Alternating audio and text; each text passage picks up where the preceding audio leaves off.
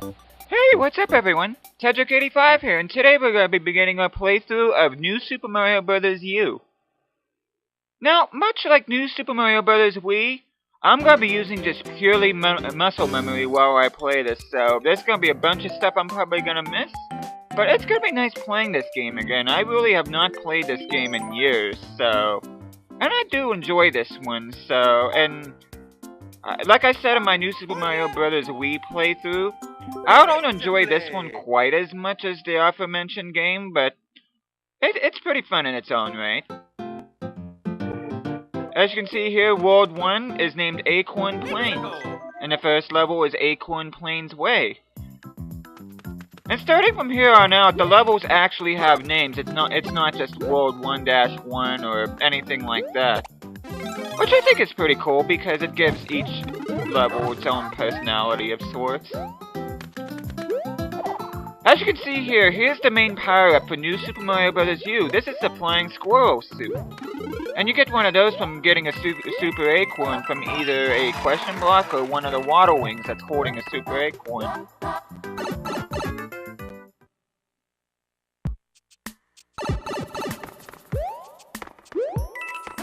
I do have to say that getting all the star coins in this first level is a bit more, it requires a bit more exploration of what it did for the first level in New Super Mario Bros. Wii. But having said that, it really isn't all that bad. That's one thing about this game, I do have to say over New Super Mario Bros. Wii, is that if you want to get 100% in this game, it pays to explore everywhere.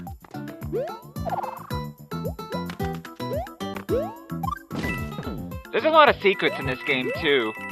I remember the first time I played this and I burst through those blocks like that, and saw the sign go down. I was pretty happy about that. I don't know, maybe I get amused by small things like that, but...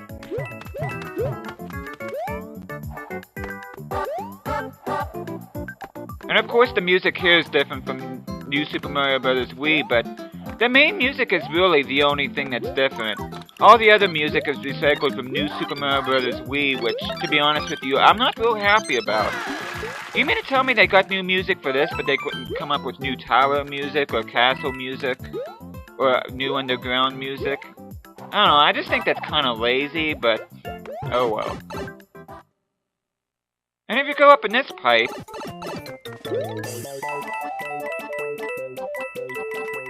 You can actually use it to glide, which I really didn't talk about the flying squirrel abilities. Not only can you fly and glide with this, but you can also stick onto walls and pipes for a few seconds before you start sliding down, which is very helpful later on in the game.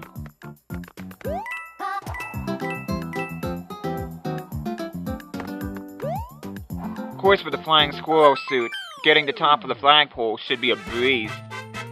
Oh yeah, Mario time! And if you look at the background real closely, you can actually see Peach's castle.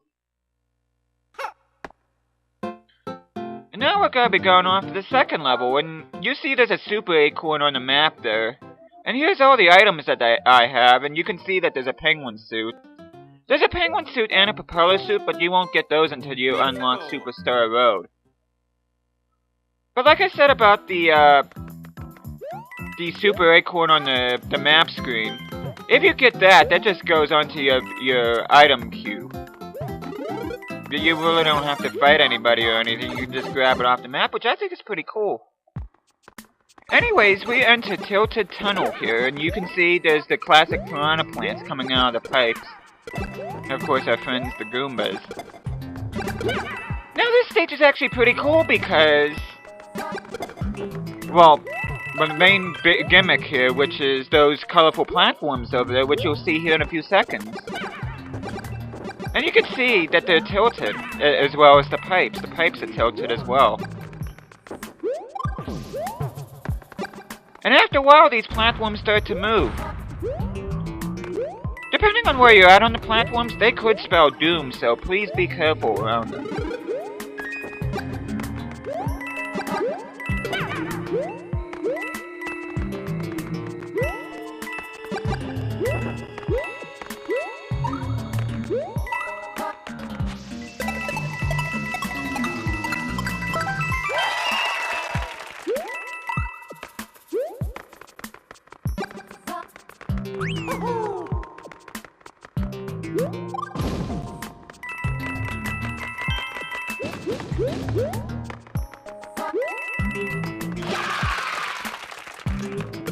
As you can probably hear, this game loves to applaud and cheer for you a lot, which actually feels good if you're playing this, especially if you're playing this the first time.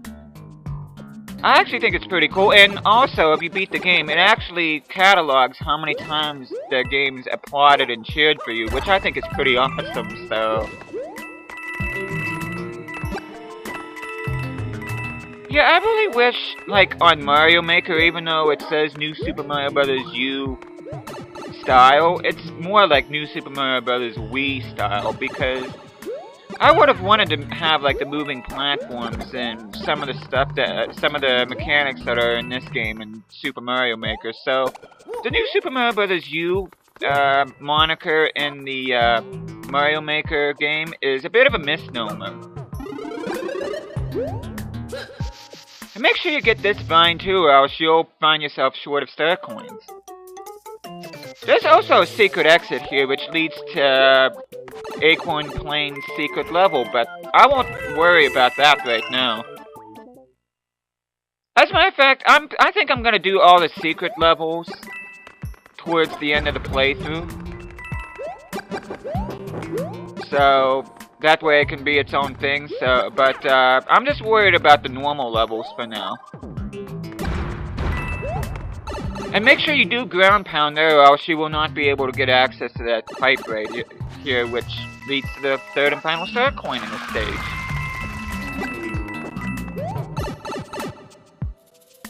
This is a very fun level. I like what they did here.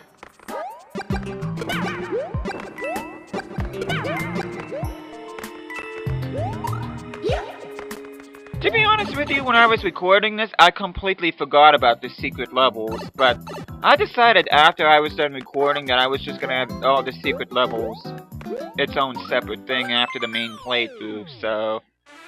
Which I don't think it's gonna be that much of an inconvenience. I mean, yeah, it probably would have helped if I had everything lumped together, but that way, if anybody wants to go to see what the special levels are like without having to scan through these videos, and they'll be able to just go on that particular one and they'll be able to see them. But anyway, as you can see, my item queue is full, but all I did was discard a super acorn for another super acorn. No big deal. And now we are on to Crushing-Cogs Tower, which is Acorn Plains Tower, of course, but as you can see, the main gimmick here are these turning cogs right here. And this is definitely one area where it definitely does pay in order to explore every square inch and nook and cranny here, or else you'll be missing some star coins.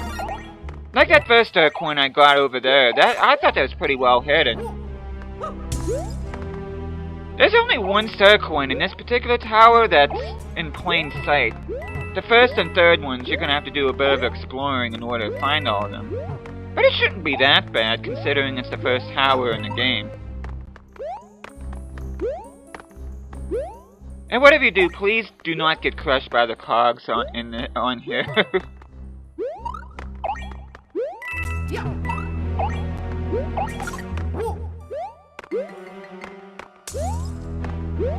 The ice flower is the way to go in this tower, especially when dealing with these dry bones. I mean, you can simply just stomp on them, that way they can be incapacitated for a few seconds before they revive. But I'd rather just get rid of them completely by freezing them and throwing them. And as you can see, there are plenty of secret areas to be found here. Some rewarding you with star coins, some of them rewarding you with just regular coins.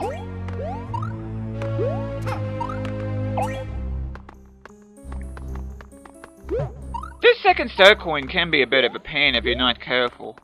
Or if you're not watching exactly how you're jumping, but it shouldn't be too bad. I kinda made it worse than what it needed to be. There we go. Yeah, it shouldn't be too bad.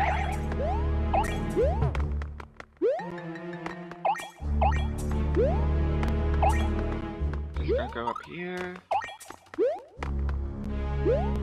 You can get that red ring if you want, but all it gives you is pretty much the same thing it did in New Super Mario Bros. Wii. If you don't have a power-up, it'll get you a power-up. But if you're already powered up, it just gives you an extra life, which, as you can see, I got 99 lives, so I wasn't really worried about it. Yeah, make sure you do not get crushed there. You kind of have to almost do like a ducking jump there. Shouldn't be too bad.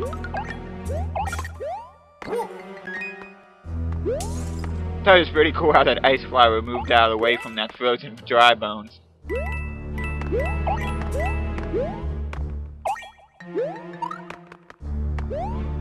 As you can see here, there's a hidden wall, or a hidden passage rather, in the wall that leads to the third and final star coin. And you could just wall jump your way up to the top here. We're not too far from the exit now. This does seem like a lengthy first tower though, which I'm certainly not complaining by any means, but yeah, this does seem kind of lengthy, especially if you're trying to find everything. Now, I do want to get the Fire Flower here because of this tower boss, which the tower bosses are all the same except for World 6 and 7. And welcome back, Boom Boom. You probably remember this guy from Super Mario Bros. 3 and the Super Mario 3D World and 3D Land games. You can either stomp on him 3 times, like in Super Mario Bros. 3, or you can pelt him with Fire Flowers and just get rid of him that way. It doesn't really matter, just as long as you make it a short battle. Not to say that Boom Boom is any difficult boss by any stretch of imagination, but however you feel like getting rid of them, please do so, But there you go. Thank you guys so much for watching this. I hope you guys are enjoying this series. I'll be seeing you guys again next time.